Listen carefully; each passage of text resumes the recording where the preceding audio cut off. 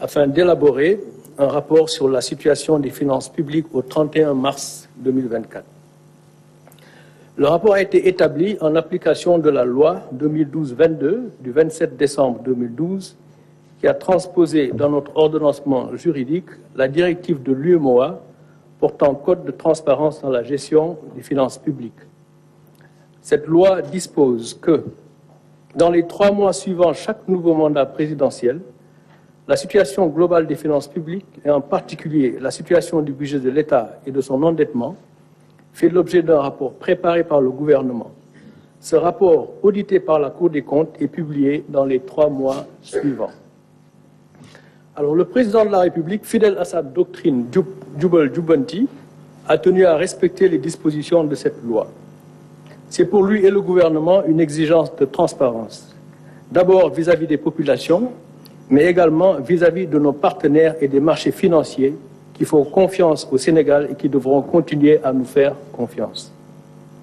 Cet exercice de transparence et de reddition des comptes est également une nécessité pour en tirer les conséquences objectives, notamment pour le référentiel des politiques publiques en cours de finalisation pour opérationnaliser le projet. Alors, les constats. Le rapport sur la situation des finances publiques a révélé que la dette publique du Sénégal et les déficits budgétaires ont été plus élevés que publiés par les autorités sortantes et communiqués à nos partenaires durant la période 2019-2023. Le déficit budgétaire a été annoncé à une moyenne de 5,5% du PIB sur la période 2019-2023. Mais en réalité, il a été en moyenne de 10,4%, soit près du double. La dette publique a été annoncée en moyenne à 65,9% du PIB durant la période 2019-2023. Mais en réalité, elle a été en moyenne de 76,3% du PIB en raison des déficits publics plus élevés que publiés. Ainsi, à fin 2023 par exemple, la dette de l'État central, hors secteur parapublic, est à 15 664 milliards, soit 83,7% du PIB, alors qu'elle était annoncée à 13 772 milliards, ou 73,6% du PIB. Il s'agit donc d'un supplément de dette contractée et non publiée de près de 1 892 milliards, soit 10% du PIB de plus. Cette dette supplémentaire est principalement due à des tirages sur des prêts projets, sur financement extérieur, et des prêts contractés auprès des banques locales de façon non transparente. Sur la période 2019-2023, les tirages sur ressources extérieures non inclus dans les déficits ont été en moyenne de 593 milliards annuellement et les prêts bancaires non inclus dans les déficits en moyenne de 179 milliards annuellement. Alors juste pour expliquer, lorsqu'on parle de tirage donc sur ressources extérieures ou de prêts bancaires qui ont été contractés et dépensés de façon non transparente, en principe, donc, ces dettes devraient se retrouver dans les dépenses. Donc, dans les dépenses et donc dans le financement. Dans le financement de ces dépenses et donc dans la dette. C'est la raison pour laquelle nous disons qu'il y a eu des tirages sur ressources extérieures ou des prêts au niveau des banques locales qui ont financé des dépenses qui n'ont pas été publiées ou en tout cas comptabilisées dans nos déficits budgétaires et de ce fait, ces dettes sont à comptabiliser dans la dette et donc on fait l'objet de dépenses qui auraient dû être incluses dans nos déficits. Alors, cette dette supplémentaire, nous disions, est principalement due au tirage sur ressources extérieures des banques locales. Si on prend l'exemple de l'année 2023, par exemple, le déficit budgétaire à fin 2023 s'établirait aux alentours de 10% du PIB 2023, en y intégrant les tirages sur ressources extérieures et les prêts auprès des banques, alors que le déficit annoncé était de 4,9% du PIB, soit le double. Au-delà de ces chiffres sur le déficit et la dette, l'audit a également révélé que le surfinancement du Trésor public d'environ 605 milliards de francs CFA à fin 2023, c'était un surfinancement qui avait été convenu avec le Fonds monétaire international et qui devait être utilisé pour l'année 2024, Ce surfinancement de 605 milliards de francs CFA a été utilisé pour payer des dépenses non budgétisées et des dettes connues de l'État, contrairement à ce qui avait été communiqué aux partenaires. La non-disponibilité de ce surfinancement en 2024 a nécessité des emprunts non initialement programmés, notamment l'émission d'eurobonds par placement privé de 750 millions de dollars en juin 2024 dernier, et des crédits commerciaux syndiqués de 300 millions d'euros au troisième trimestre. Encore une fois, pour clarifier, il y avait un montant de 605 milliards donc, de francs CFA de surfinancement qui devait être disponible en 2024, n'est-ce pas, pour un certain nombre d'obligations. Ces 605 milliards donc, de francs CFA ont été utilisés en bonne partie et donc nous ne les avons pas trouvés dans les comptes lorsque nous sommes arrivés. Donc en conséquence et en attendant la finalisation de l'audit des finances publiques, le gouvernement avait décidé de ne pas porter le dossier du Sénégal au Conseil d'administration du Fonds monétaire international suite à leur mission de revue de juin 2024. L'examen du dossier du Sénégal sur la base de chiffres erronés aurait conduit à un cas de ce qu'on appelle le misreporting, c'est-à-dire la transmission de fausses informations pour bénéficier des tirages prévus sur les ressources du Fonds monétaire international. La conséquence de la transmission de données erronées pour bénéficier de tirages est le remboursement des ressources mobilisées, à moins de bénéficier d'une dérogation sur la base de mesures correctives crédibles approuvées par le FMI. Le gouvernement a donc choisi la voie de la transparence. Là aussi, juste pour clarifier, quand on parle de transmission de données erronées au Fonds monétaire international, donc vous allez au conseil d'administration avec un rapport et les données avec lesquelles vous allez au conseil d'administration sont des données qui sont transmises par les autorités du pays.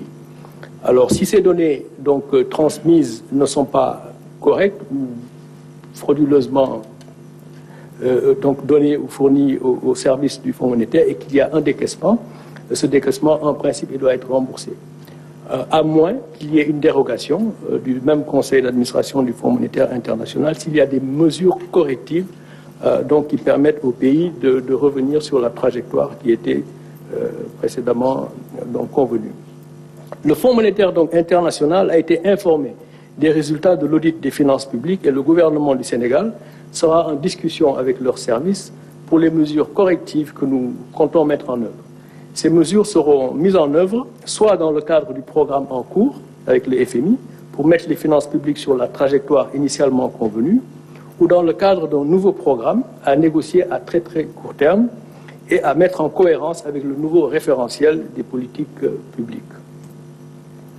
Alors, en tout état de cause, ce qu'il faut retenir est que ce qui sera convenu avec le Fonds monétaire international sera le programme du gouvernement, afin de mettre notre déficit budgétaire et notre dette sur une trajectoire soutenable, à un niveau de risque modéré, voire faible à moyen terme. Ainsi, le gouvernement prend l'engagement de ramener la dette de l'État central de 83,7% du PIB en 2023 à moins de 70% dans des délais raisonnables. Nous nous fixons cet objectif non seulement parce qu'il correspond à nos engagements dans le cadre de l'UEMOA, mais également parce qu'il correspond à nos capacités actuelles d'endettement, compatibles avec une économie saine et prospère, portée par un secteur privé fort. C'est l'ambition du projet du président de la République pour un Sénégal souverain, juste et prospère. En effet, la croissance moyenne sur la période 2014-2023 a été d'environ 5% malgré les déficits budgétaires effectifs d'une moyenne de 10% du PIB, donc 2 fois qu'annoncé. On a eu une croissance moyenne de 5%, on a annoncé un déficit budgétaire en moyenne de 5%, mais ce déficit budgétaire a été en réalité de 10% en moyenne. Cela veut dire que l'action de l'État par l'endettement n'a pas été efficace. On peut être tenté d'attribuer cette contre-performance à la conjoncture internationale. Mais la faiblesse constatée de la croissance n'est en réalité qu'un retour à nos performances historiques d'une croissance de 4% hors pétrole et agriculture. On sait que l'agriculture est volatile de façon générale. La croissance moyenne nos performances historiques, c'est autour de 4% de croissance. En effet, la croissance du PIB non agricole, donc lorsqu'on enlève la partie agricole qui est un peu volatile, la croissance du PIB non agricole a commencé sa décélération depuis 2018, donc bien avant la Covid et la guerre russo-ukrainienne. Et cette croissance atterrira en 2024 à moins de 4%, du fait de la faible croissance du premier trimestre liée à la situation politique qui prévalait. Alors donc, je disais tout à l'heure que nos performances historiques, c'est en moyenne de 4% de croissance. Le premier trimestre, il y a eu une forte décélération, on le sait tous, à cause de la situation politique qui a prévalu. Et la croissance va reprendre donc, pour les 3 trimestres qui suivront, mais va atterrir à une moyenne qui sera certainement 4% ou moins à cause des performances du premier trimestre. Alors donc, le Sénégal en est donc au même point qu'avant 2012-2023. En ce qui concerne la croissance, il n'y a donc pas lieu de s'alarmer outre mesure. Il faut regarder l'avenir. Le plan Sénégal émergent, dans son plan d'action prioritaire 2014-2018, avait indiqué que des investissements publics massifs étaient nécessaires pour jeter les bases d'une forte croissance et les plans d'action 2018-2023, au-delà des relances post-Covid, prévoyaient que le secteur privé prenne le relais de la croissance. Tel n'a pas été le cas, étant donné la vérité des chiffres. Autrement dit, dans, disons, les 12 dernières années, dans la première moitié, le premier mandat, il a été question de beaucoup investir en s'endettant pour jeter les bases d'une croissance beaucoup plus forte.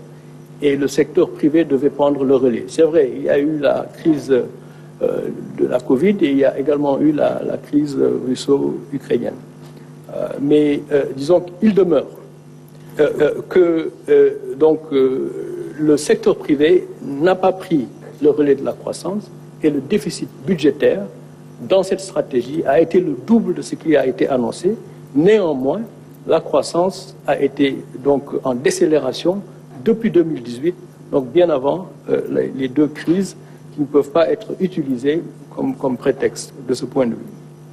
Alors de ce fait, ramener notre déficit budgétaire à 3% du PIB, comme disons nous l'exigent nos engagements dans le cadre de l'UEMOA, et la dette en dessous de 70% dans un horizon raisonnable, en mobilisant nos ressources internes tout en améliorant la qualité de la dépense, ne devrait pas nous coûter des points significatifs de croissance. Je dis bien significatifs, à la mesure où nous revenons à nos tendances historiques. Notre projet qui vous sera présenté ultérieurement devrait nous permettre de reprendre la croissance, mais ramener le déficit à 3%, la dette en dessous de 70% du PIB dans un horizon raisonnable ne devrait pas nous coûter donc des points de croissance significatifs. Il nous faudra alors faire une revue systématique des projets et des programmes sur financement extérieur pour déterminer ceux qui doivent se poursuivre et ceux qui seront arrêtés. Ce travail est déjà en cours afin d'améliorer l'efficacité des investissements publics. Les dépenses de fonctionnement seront également rationalisées, notamment par la réduction des subventions à l'énergie, nous y reviendrons, une stricte application des procédures de marché public, la maîtrise de la masse salariale et des stratégies d'optimisation de la commande publique et d'utilisation des biens et services par les administrations. Alors, dans le souci d'améliorer la qualité de la dépense, il s'agira pour le gouvernement de protéger également les couches vulnérables par un meilleur ciblage des bourses familiales tout en éliminant les subventions non ciblées, notamment à l'énergie, pour ceux qui ne devraient pas en bénéficier. Des mesures structurelles seront également prises dans le sens de la réduction du coût de production et de vente de l'énergie pour le mix énergétique. Ce sont nos projets à court et moyen terme. Pour rappel, rien que pour les années 2022-2023, les subventions à l'énergie ont coûté au budget de l'État plus de 1200 milliards de francs CFA, des subventions à l'énergie non ciblées. Alors, la mobilisation des ressources internes se fera en réduisant les exonérations fiscales, en élargissant l'assiette fiscale tout en réduisant les taux d'imposition, pouvoir promouvoir le civisme fiscal et en menant des réformes qui inciteront les entreprises à la formalisation. On sait déjà que 97% de nos entreprises sont informelles, donc les inciter à se formaliser permettra également de favoriser le civisme fiscal. Cela va jeter les bases de finances publiques saines, gage d'une souveraineté budgétaire retrouvée, pour mieux accompagner le secteur privé. Alors, comme Monsieur le Premier ministre le disait tout de suite, ce point de presse n'est pas le lieu de discuter des détails du référentiel des politiques publiques, dont le premier draft en cours de finalisation circule déjà, mais il vous sera présenté le 7 octobre prochain. Je vous remercie, Monsieur le Ministre. Merci, Monsieur le ministre de l'Économie.